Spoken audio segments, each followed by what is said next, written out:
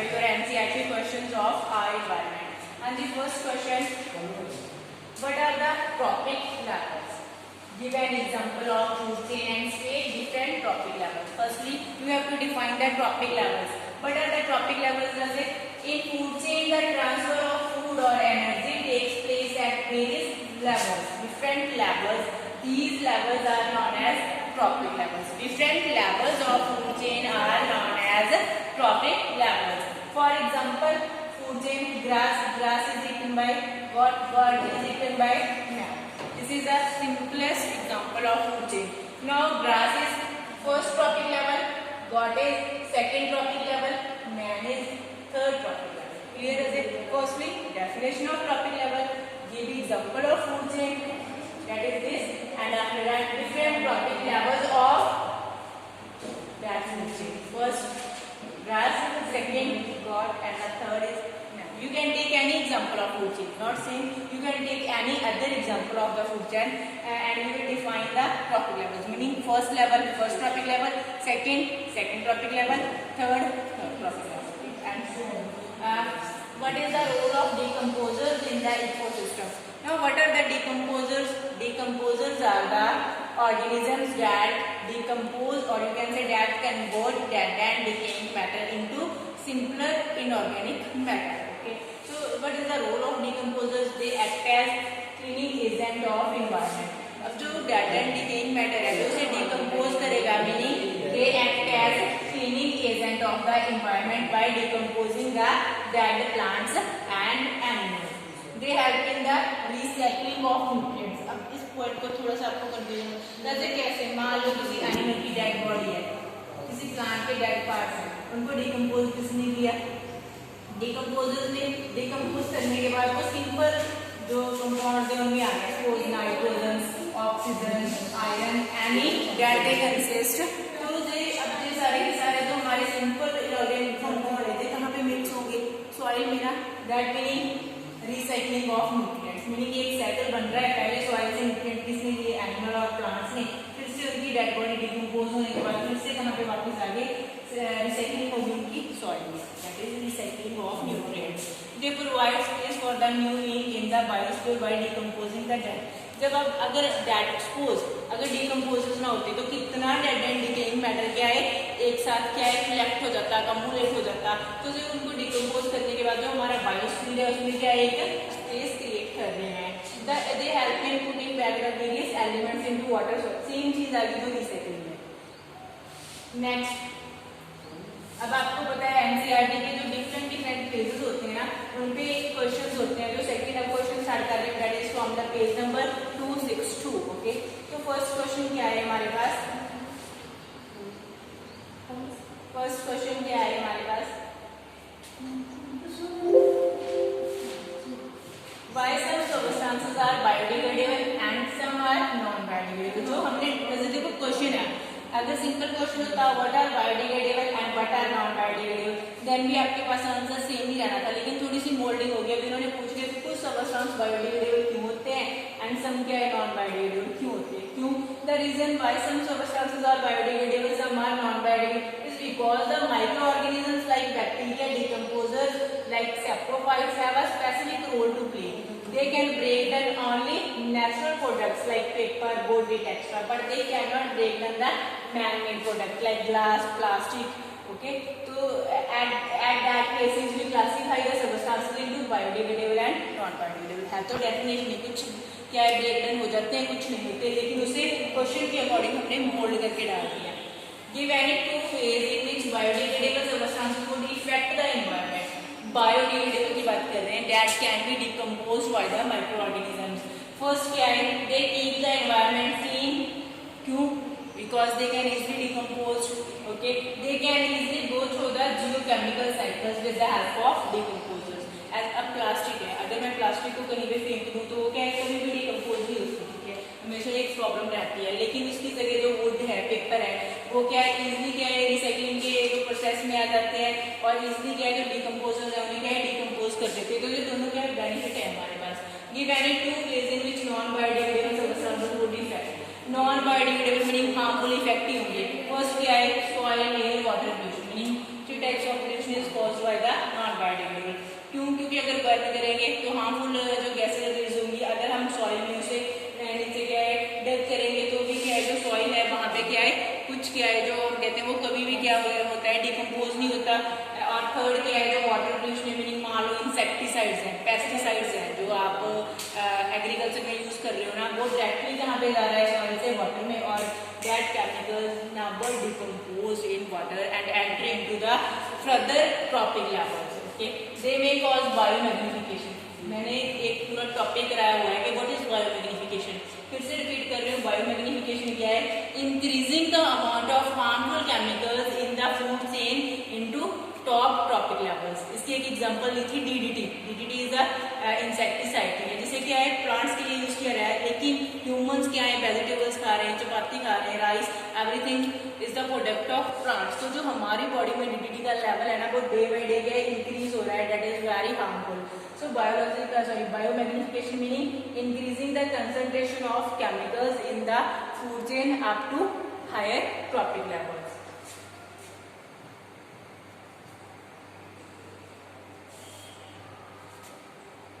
And the next is questions from page number 264. And what is ozone and how does it affect the ecosystem? Ozone क्या है? उस दिन भी हमने पूरा ozone का टॉपिक किया था।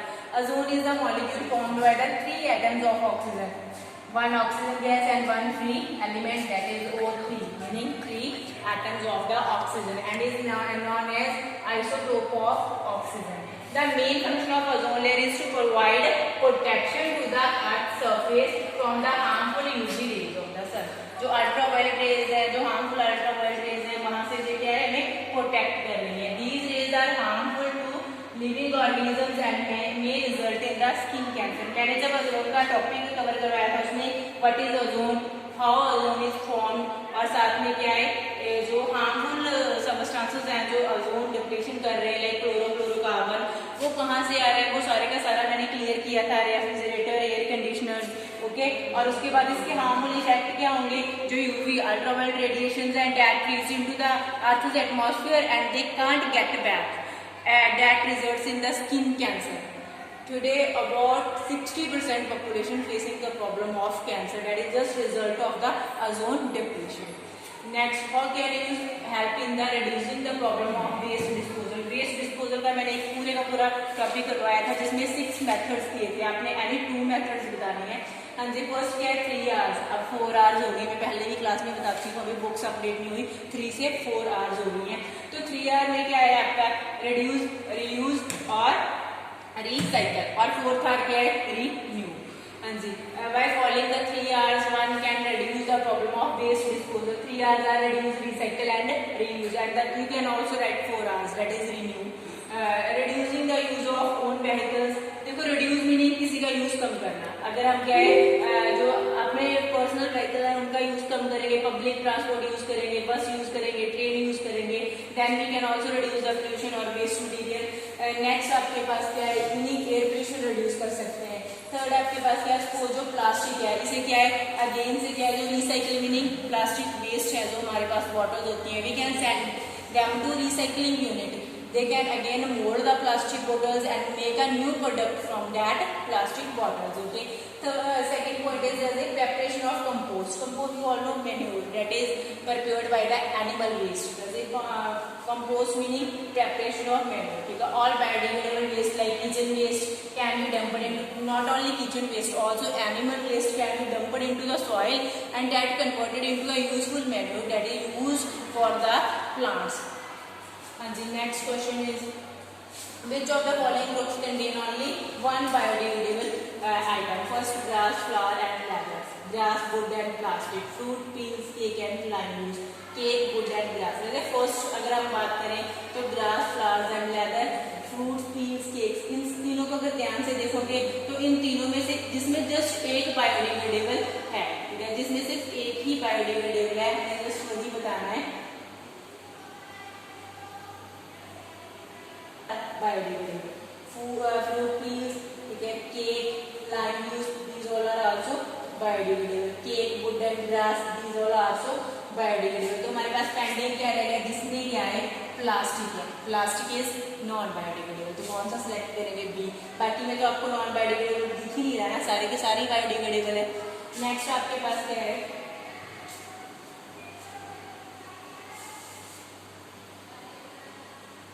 Constitute a food chain, first grass, beet and mango.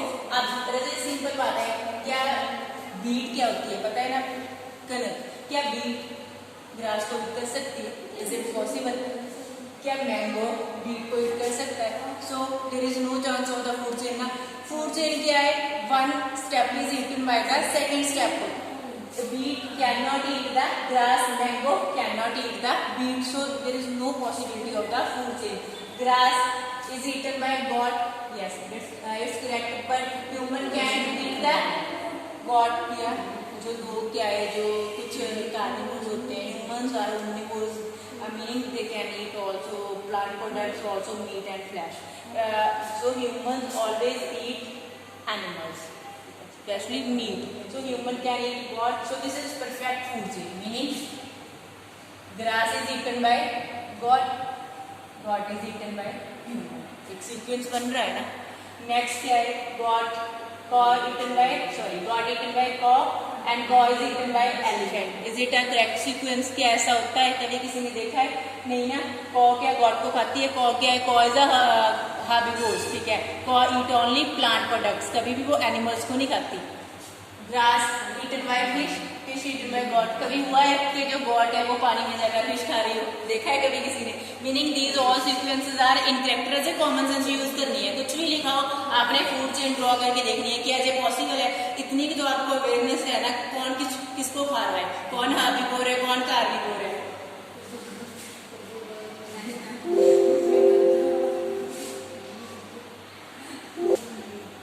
Which of the following are the environment friendly particles? फिर से वही बात है मोल्डिंग के साथ. पहले क्या पूछा था? Biodegradable, non biodegradable. अब वर्डिंग चेंज कर दी.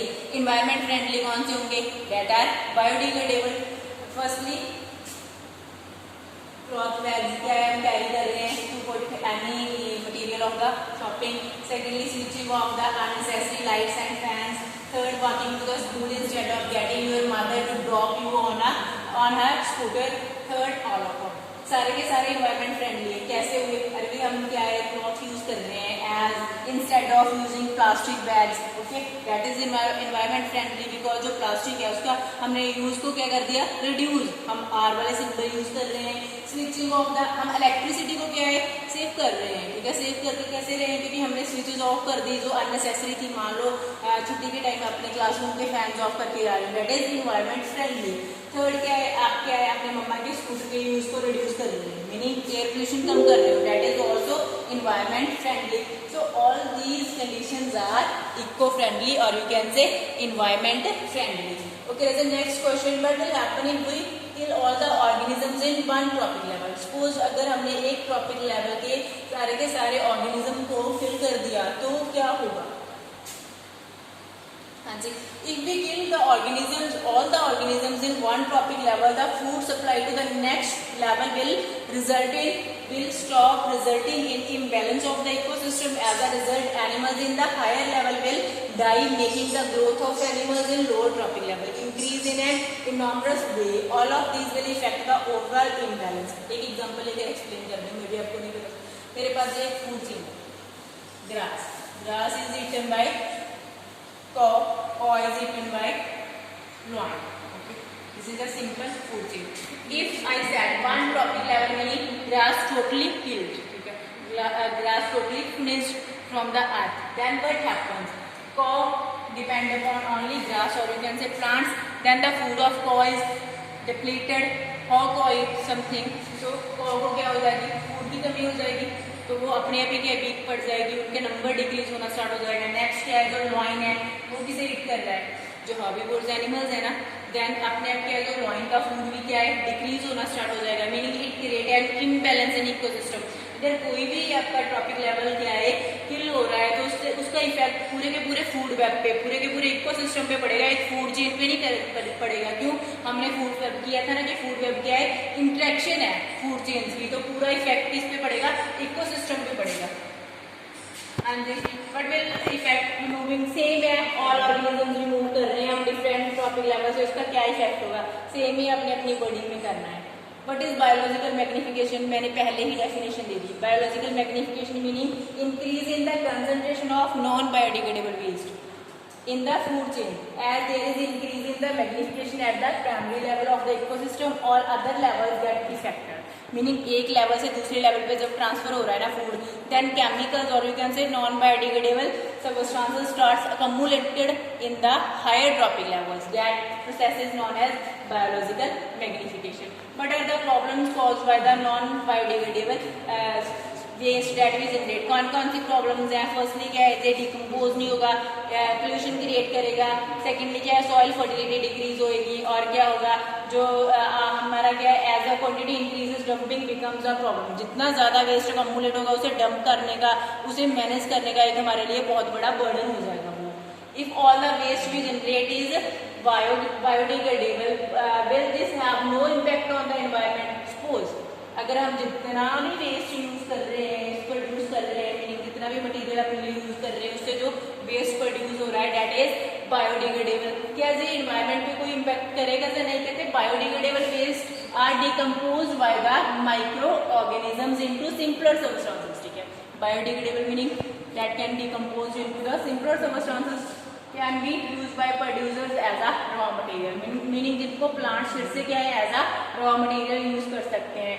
But following are the effects too much of the biodegradable waste. But अगर बायोडिग्रेडेबल वेस्ट भी क्या है, टू मच जनरेट होगा तो उसके भी कुछ इम्पैक्ट होंगे, जिनमें से कुछ क्या है, जैसे as a decomposition of the biodegradable waste are slow, they produce a smell and then inhaled by the humans, it can be harmful. देखो रजा, डिकम्पोजर्स का जो नंबर है वो भी जो एक लिमिट में प्रेजेंट है ना। अगर बायोडिग्रेडेबल वेस्ट बहुत लार्ज क्वांटिटी में अकम्युलेट होगा, then what happen, all the waste can not recycled, or you can say all the waste cannot decompose at proper time, so it starts smelling and it pollute environment. It will cause various types of disease in the humans, meaning the surrounding is polluted. The dumping area can be placed where harmful organisms may start to breed, which can harmful humans as well as plant and animals, which cause harmful disease to humans as well as plants. क्योंकि जो हमारा dumping area होगा अब उस पर बहुत सारा waste अकम्युलेट होगा जो डिकम्पोज नहीं हो रहा, बिकॉज हमने टोटली बायोडिग्रेडेबल वेस्ट डिकम्पोज कर रहे हैं। तो रिजल्ट क्या होगा, इस साइड कुछ हार्मफुल इंसेक्ट ग्रो करना स्टार्ट कर देंगे that are dangerous for humans and plants. Increase in the number of aquatic organisms may result in the depletion of the oxygen, sorry हाँ जी, जो aquatic organisms होते हैं, meaning the organisms that live in the waters, oceans, seas, ठीक है, उस case में क्या होगा, जितना वेस्ट ज्यादा प्रोड्यूस होगा तो क्या है, उतने ही क्या जो aquatic organisms क्या है हमारे पास ज्यादा होंगे, और जो उस वाटर में ऑक्सीजन है सप्लाई वो क्या है, डिक्रीज होती जाएगी। Next last question, why is damage to the ozone layer cause for concern? What steps are being taken to limit this damage? There is a ozone depletion हो रही है, that is a damage to the ozone. Why this is a topic of concern? क्यों हमें इसे serious लेना चाहिए? कहते हैं ozone is a protective cover of the earth. Protective covering है ozone. It prevent harmful UV radiations to enter in the earth's environment. ठीक है? Because UV radiations cause various types of dangerous diseases, like one of them is skin cancer. But the air pollutants like chlorofluorocarbons are the main reason for the depletion of ozone layer. Too much of the UV rays are harmful to the plants. They affect the photosynthesis, destroy planktons, decomposers. ठीक है, देखो decomposers are also important because they clean our environment. Okay, these all are the reasons why damage of the ozone layer is the cause of cancer. एक मुद्दा नहीं है कि life कैसे survive करेगी, जहाँ पे बहुत सारे मुद्दे हैं। सिर्फ एनिमल्स ही नहीं, सिर्फ ह्यूमंस को ही कैंसर नहीं हो रहा, प्लांट्स भी इफेक्ट हो रहे हैं।